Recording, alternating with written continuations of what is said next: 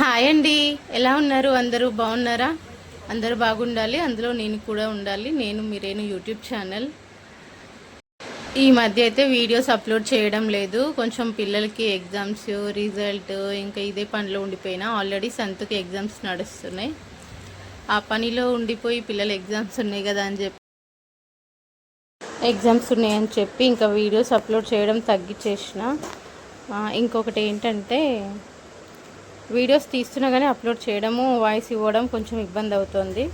ఇక ఈ బొంబాయి చట్నీ ఎలా చేసుకుంటా అంటే, నా ప్రాసెస్లో కుక్కర్ పెట్టుకొని కొంచెం ఆయిల్ వేసుకొని జీలకర్ర, ఆవాలు, వెల్లుల్లి, ఎండుమిర్చి, ఇవి పోపులో పచ్చిమిర్చి, కారం వచ్చేసి పచ్చిమిర్చి మాత్రమే, ఎండుకారం వాడడం కాబట్టి పచ్చిమిర్చి ఇంకొక 2 ఎక్కువ వేసుకోవాలి. మామూలుగా అయితే 2 వేసుకుంటాం కదా, ఇంకొక 2 ఎక్కువ వేసుకుంటే పచ్చిమిర్చి కారమే సరిపోతుంది. ఇంకా ఉల్లిగడ్డ ఉడికేలోపు నేనైతే కొంచెం అంతా కూడా అల్లం పేస్ట్ కూడా వేసుకున్నా. తర్వాత కొంచెం సాల్ట్ వేసుకుంటే ఉల్లిగడ్డ అనేది తొందరగా మగ్గుతుంది. ఇంకా కొంచెం పసుపు వేసుకొని చిటికెడు. ఇంకా ఉల్లిగడ్డ ఏగేలోపు నేనైతే ఆలుగడ్డ కట్ చేసుకున్నా. ఓన్లీ 2 ఆలుగడ్డ, లేదంటే ఉల్లిగడ్డనే కొంచెం ఇంకొక 2 ఎక్కువ వేసుకోవచ్చు, లేదా ఒక ఆలుగడ్డ వేసుకోవచ్చు. ఇంకా నేనైతే 2 ఆలుగడ్డలు అయితే కట్ చేసిన. చూడండి, ఉల్లిగడ్డ అయితే మంచిగా ఉడికిపోయింది. కరివేపాకు వేసుకొని కలుపుకోవాలి. ఇది ఇంకొంచెం ఉడికేలోపు మనము కట్ చేసి పెట్టుకున్న ఆలు ఉంది కదా, ఆలు అయితే వేసుకొని కలిపేసుకోవాలి. మంచిగా మొత్తం కలిసేట్టుగా కలుపుకొని కొద్దిసేపు ఆయిల్లో మగ్గనివ్వాలి. చూడండి, ఒక 2 నిమిషాలు మగ్గిన తర్వాత అడుగు పడుతుంది. అడుగు పట్టకుండా మంచిగా కలుపుకోవాలి అప్పుడప్పుడు.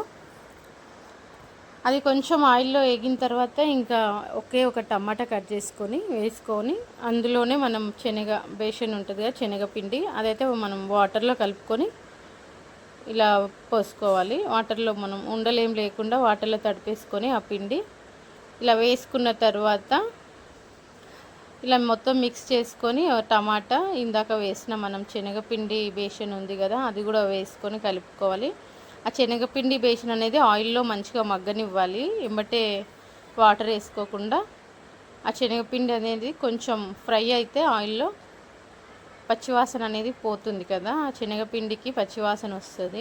ఆ వాసన పోయేదాకా మంచిగా ఆయిల్లో మగ్గించుకొని ఇంకా మనం పూరికి ఎలాగైతే కావాలి అనుకుంటున్నామో బేషన్, ఆ ప్రాసెస్లో అంటే ఎంత గట్టిగా చిక్కగా అలాగా మనకి పూరికి మరీ గట్టిగా కాకుండా వాటర్ కాకుండా ఉంటే సరిపోతుంది. ఇది ఉడికితే మనకి గ్రేవీ అనేది చిక్కబడుతుంది దగ్గరికి. ఇక పెద్ద మంట పెట్టుకుంటే 2 విజిల్లకి, చిన్న నార్మల్గా మంట పెట్టుకుంటే 1 విజిల్కి అయితే మంచిగా ఆలుగడ్డ అయితే ఉడికిపోతుంది. ఇంకా సరిపడా ఉప్పు కూడా వేసుకొని మూత పెట్టేసుకొని నేనైతే పెద్ద మంట పెట్టేసి 2 విజిల్లకు పెట్టేసిన. ఇంకా ఆలోపు పూరి కోసం అని పిండి తడిపేసుకున్నా.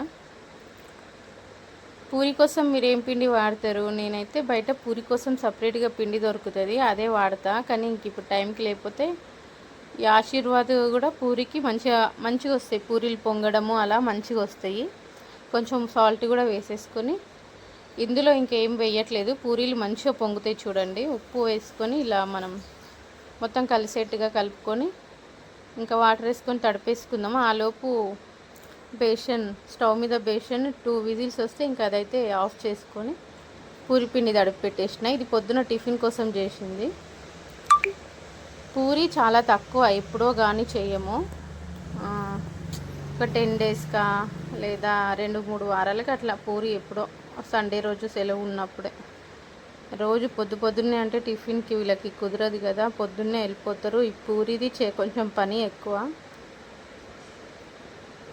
అంటే బేషన్ చేయడం ఈజీయే, తొందరగా పొయ్యి మీద వేసేయచ్చు. ఇంకా కొంతమంది ఏం చేస్తారంటే ఉత్త బేషన్ అంటే ఉల్లిగడ్డ పోపులో వేసేసుకొని పిండి తడిపి పోసేసుకొని అది ఉడకంగానే బంద్ చేస్తారు. ఆ రకంగా కూడా బాగానే ఉంటుంది. కానీ ఇట్లా ఆలు ఉల్లిగడ్డ అనేది కొంచెం ఎక్కువ వేసుకుంటే మనకి పూరిలో ఇట్లా ముక్కల్ని తీసుకొని తినొచ్చు కదా, ఆలు ఉల్లిగడ్డ ముక్కలు. బఠానీ కూడా వేసుకోవచ్చు, బాగుంటుంది. ఇంకా పిండి అయితే తడిపి ఒక 10 నిమిషాలు నానబెట్టేసిన. పిండి తడిసిన తర్వాత ఇంకా కుక్కర్లో కర్రీ మాత్రం ఒక బౌల్లో పోసేసుకొని, ఆయిల్ కూడా కడాయిలో ఎక్కువ వేయలేదు, ఎందుకంటే మళ్ళీ కాలిన నూనె అవుతుంది అని చెప్పి కొంచెమే వేసుకున్న, పూరి కాలేటట్టుగా ఎక్కువ వేసుకోలేదు. ఇంకా పూరి బల్లడిగతో చేస్తా నేను. పూరి ఒత్తేది ఉంది కానీ దాని మీద చిన్న చిన్నగా వస్తాయి, చిన్న చిన్నగా మరీ డబల్ పని అవుతుందని చెప్పి ఇట్లా చపాతి మాదిరి మొత్తం బల్లడిగతో రుద్దేసి కాల్చేస్తా. చేసింది చేసినట్టుగా కాల్చేస్తా, చేసి పెట్టుకోవడం కాదు, చేసింది చేసినట్టుగా తొందర అది కాలేలోపు ఇంకొకటి చేస్తా. అలా ఒకదాని తర్వాత ఒకటి.